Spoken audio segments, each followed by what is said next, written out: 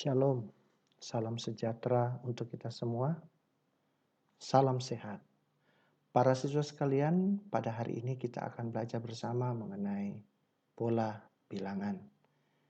Di sini ada beberapa hal yang akan kita bicarakan, ada kompetensi dasar dan indikator, peta konsep, tujuan pembelajaran, dan beragam pola bilangan itu sendiri. Untuk kompetensi dasar, kita bagi atas dua, pengetahuan dan keterampilan. Untuk pengetahuannya adalah membuat generalisasi dari para pola barisan bilangan dan barisan konfigurasi objek, sedangkan keterampilannya menyelesaikan masalah yang berkaitan dengan pola pada barisan bilangan dan barisan konfigurasi objek. Untuk indikatornya ada dua juga, untuk indikator pengetahuan dan keterampilan. Menjelaskan adanya keteraturan pada suatu barisan konfigurasi objek, membuat generalisasi dari suatu konfigurasi objek. Lalu keterampilannya mengidentifikasi terjadinya pola pada masalah yang berkaitan barisan konfigurasi objek. Lalu memecahkan masalah yang berkaitan dengan barisan konfigurasi objek. Untuk bab ini kita mempunyai peta konsep yang akan kita jalani. Peta konsep itu terbagi atas dua, pola bilangan dan pola konfigurasi. Pola barisan bilangan sederhana untuk pola bilangan, barisan dan deret bilangan, pemecahan masalah barisan dan deret. Untuk pola konfigurasi adalah konfigurasi objek, keterkaitan antar suku, generasi konfigurasi objek. Ada konfigurasi persegi, konfigurasi lingkaran. Itu peta konsep. Lalu apa tujuan yang akan kita capai setelah belajar pada pertemuan yang pertama ini?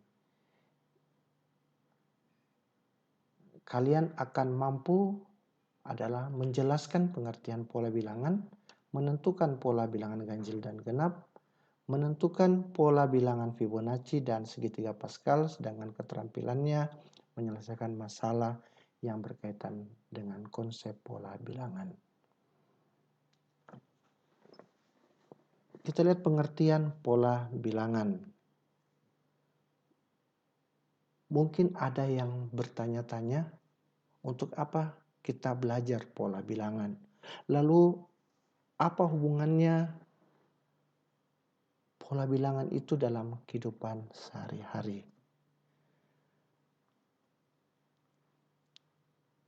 Ada seorang penjahit yang hendak membuat baju atau kemeja atau celana. Sebelum dia membuat baju,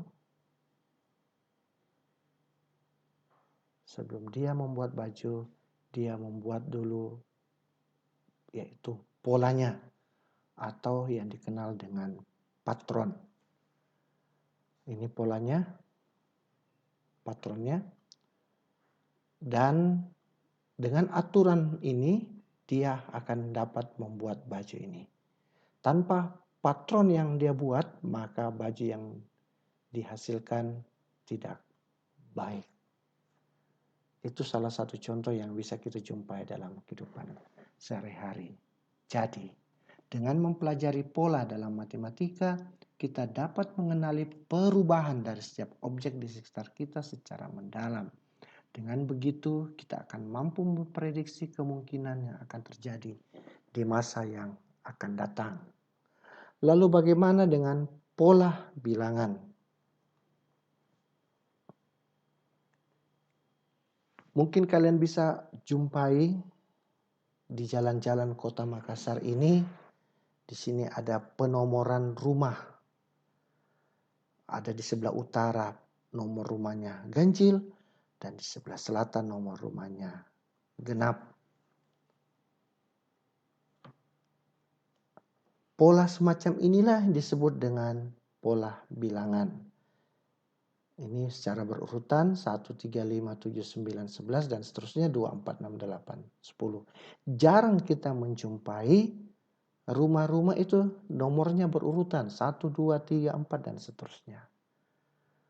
Yang banyak kita jumpai adalah Sebelah kiri itu bisa ganjil, sebelah kanan itu genap atau sebaliknya. Dan jika ada orang yang hendak membangun rumah di sini, maka nomor rumahnya adalah setelah 19 adalah 21. Dan jika ada orang yang membangun rumah di daerah sini, maka nomor rumahnya adalah 22. Lalu contoh lain,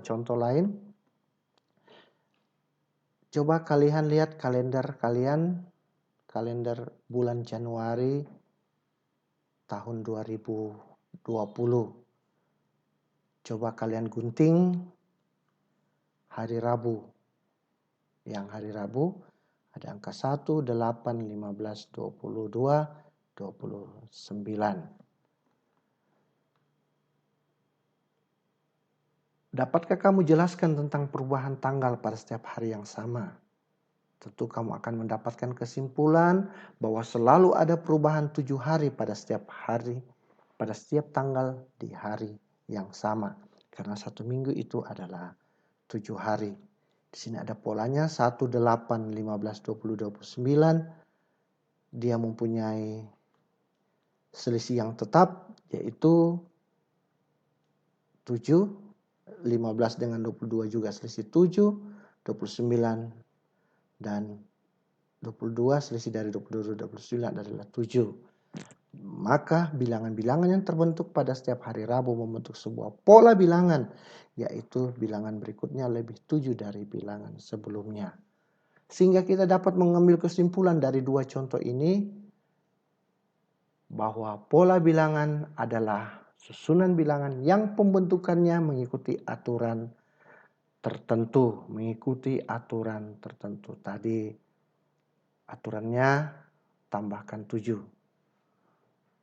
Dan setiap bilangan pada pola bilangan disebut suku, atau suku ini disimbolkan dengan U besar yang dapat diperoleh berdasarkan aturan tertentu. Jadi kalau dia suku pertama berarti U1, suku kedua adalah U2 dan seterusnya. Kita lihat ragam pola bilangan. Ragam pola bilangan ada yang akan kita bahas, ada beberapa macam. Kita lihat dulu yang pertama, pola bilangan ganjil dan pola bilangan genap.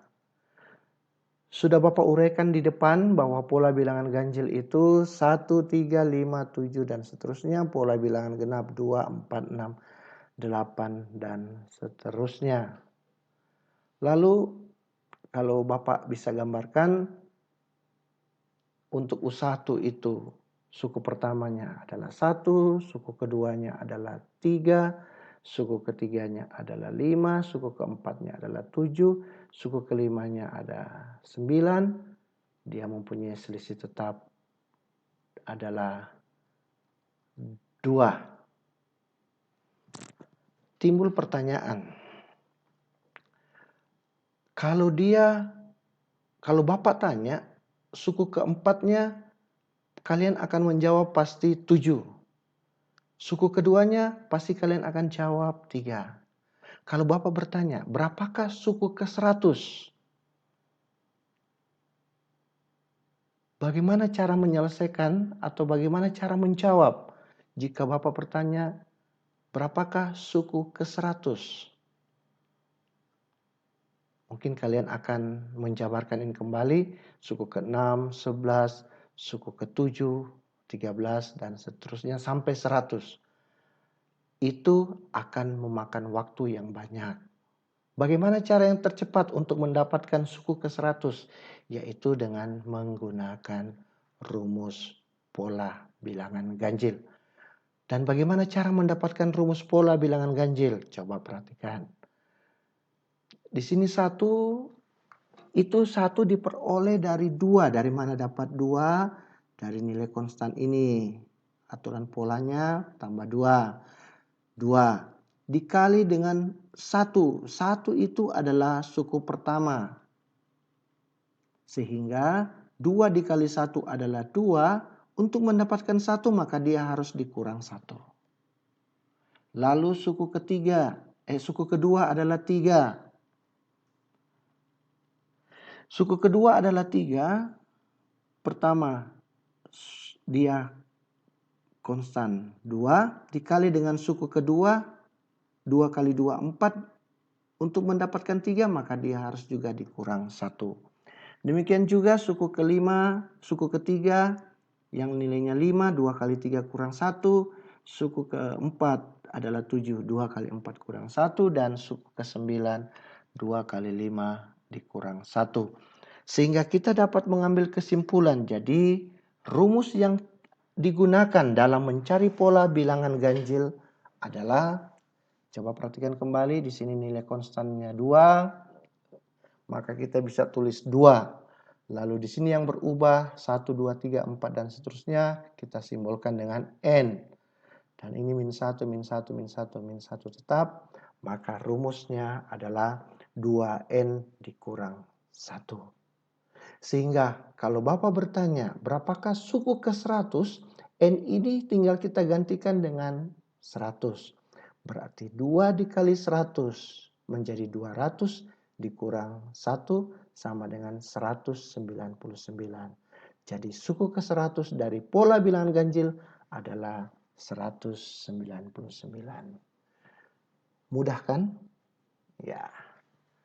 Bagaimana dengan pola bilangan genap? Pertanyaan yang Bapak berikan sama. Di sini ada suku pertamanya 2,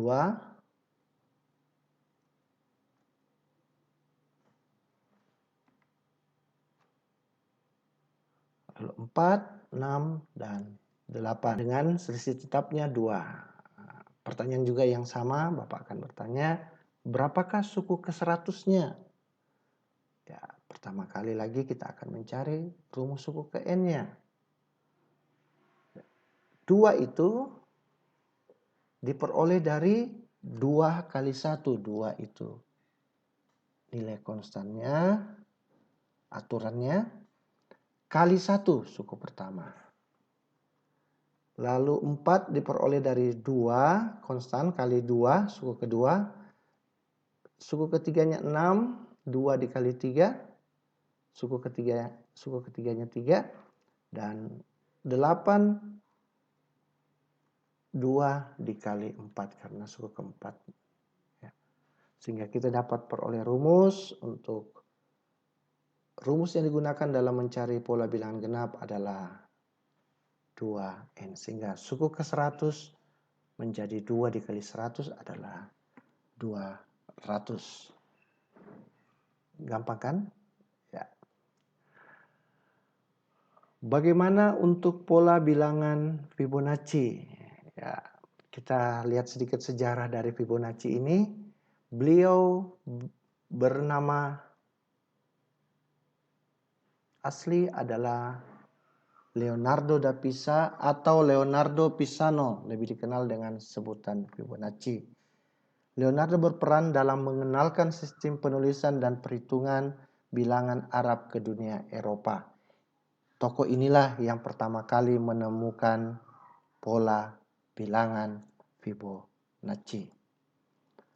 Bentuk pola yang diperoleh dari penjumlahan dari 2 suku sebelumnya. Misalkan 2 bilangan pertama adalah 2 dan 5, maka bilangan Fibonacci-nya adalah 2, 5, 2 tambah 5, 7. Lalu suku keempatnya 5 tambah 7, 12, 7 tambah 12, 19, 12 tambah 19, 31, dan 19 tambah 31, 50. Lalu bagaimana dengan jika bilangan awalnya 1 dan 1, maka bilangan Fibonacci-nya adalah 1, 1. Untuk suku ketiganya 1 tambah 1, 2. Untuk suku keempatnya 1 tambah 2, 3. Untuk suku kelimanya 2 tambah 3, 5. Untuk suku berikutnya 3 tambah 5, 8. Untuk suku berikutnya 5 tambah 8, 13. Dan seterusnya. Sehingga kita dapat mengambil kesimpulan rumus umum yang digunakan untuk pola bilangan Fibonacci adalah A, B, A tambah B, B tambah A tambah B. Bagaimana dengan pola bilangan segitiga Pascal? Inilah Pascal adalah yang pertama kali mengembangkan bilangan segitiga yang sebelumnya ke dalam berbagai aplikasi. Inilah tokoh yang pertama kali memperkenalkan segitiga Pascal. Ya, polanya adalah angka yang pertama adalah 1, dibuka 1, ditutup dengan 1. Untuk pola berikutnya, dibuka 1, ini dijumlahkan 1 dengan 1, 2, ditutup 1. Dibuka lagi 1, ini dijumlahkan 1 tambah 2, 3, 2 tambah 1, 3, ditutup 1. Pola berikutnya, 1 dibuka 1, 1 tambah 3, 4, 3 tambah 3, 6, 3 tambah 1, 4, tutup 1. Pola berikutnya, dibuka 1, jumlahkan 1 tambah 4, 5, 4 tambah 6, 10, 6 tambah 4, 10, 4 tambah 1, 5, ditutup 1. Ini 1. 1 tambah 5, 6, 5 tambah 10, 15, 10 tambah 10, 20, 10 tambah 5, 15, 5 tambah 1, 6, dan ditutup 1. Sehingga kita dapat mengambil kesimpulan 1 ini diperoleh dari 2 pangkat 0. Ini 1 tambah 1, 2, berarti 2 pangkat 1. Berikut 1 tambah 1 tambah 1 berarti 2 pangkat 2. 1 tambah 3 tambah 3 tambah 1 berarti 2 pangkat 8. 2 pangkat 3, 8. Berikutnya 2 pangkat 4, 16. 2 pangkat 5, 32. 2 pangkat 6, 64. Dan seterusnya. Jadi pola bilangan pada segitiga Pascal diperoleh dengan cara menambah 2 bilangan di atasnya. Ini 2 bilangan di atasnya seperti yang telah Bapak uraikan tadi. Sehingga rumusnya, karena di sini konstan 222, pangkatnya yang berubah, maka diperoleh 2 Sn sama dengan 2 pangkat N kurang 1. Kita lihat contoh. Tentukan suku ke-20 pada pola bilangan ganjil. Nih, masukkan tadi rumus suku ke N-nya 2N kurang 1. 2 kali 20 kurang 1 sama dengan 39. Jadi suku ke-20 pada pola bilangan ganjil adalah 39. Sedangkan pola bilangan genapnya 2 dikali 20 sama dengan 40. Kita lihat contoh yang kedua. Pada suku keberapa pola bilangan ganjil yang nilainya 345?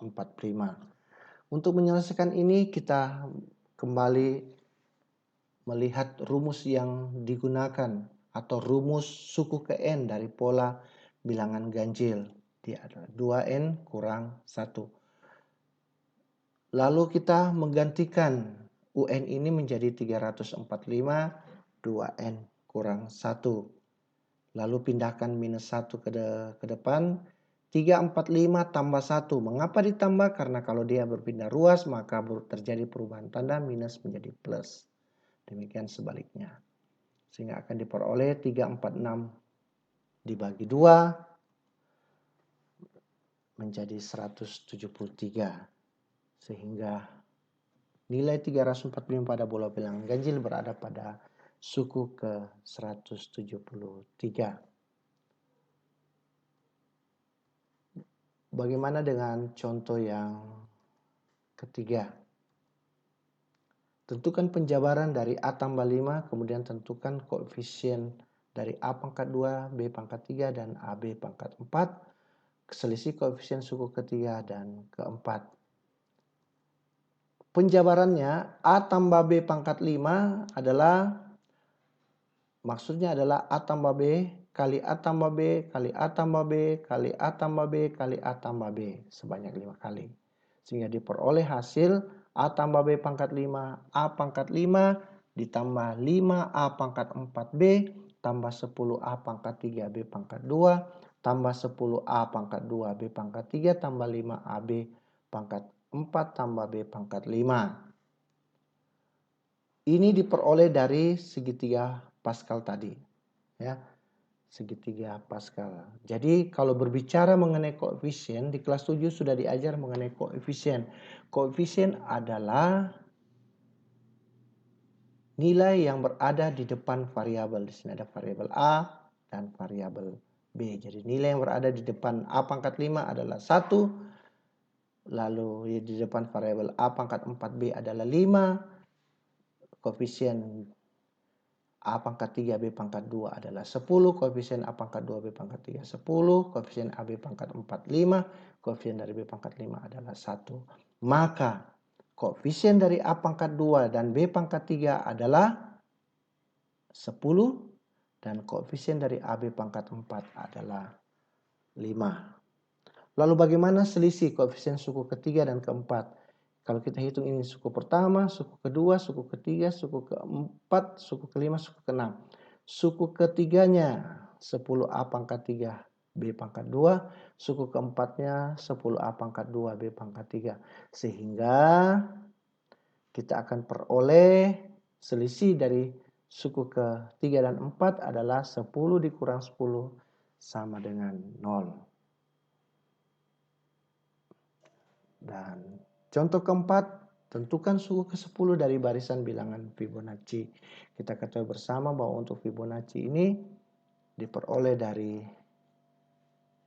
1 tambah 1, 2, suku berikutnya 1 tambah 2, 3, dan seterusnya. Kita ketahui suku ke-6-nya adalah 8, ini 8. Suku ke-7-nya adalah 7. Berapakah suku ke-10-nya? Ini pertanyaannya. Kita jawab. Pertama kali kita mencari dulu berapakah suku ke-8. Suku ke-8 diperoleh dari U6 tambah U7, berarti 8 tambah 13 sama dengan 21. Lalu kita mencari lagi suku ke-9 diperoleh dari suku ke-7 ditambah suku ke-8, menjadi 13 tambah 21, 34. Dan suku ke-10 diperoleh dari suku ke-8 tambah suku ke-9 menjadi 55. Jadi suku ke-10 dari barisan bilangan Fibonacci adalah 55.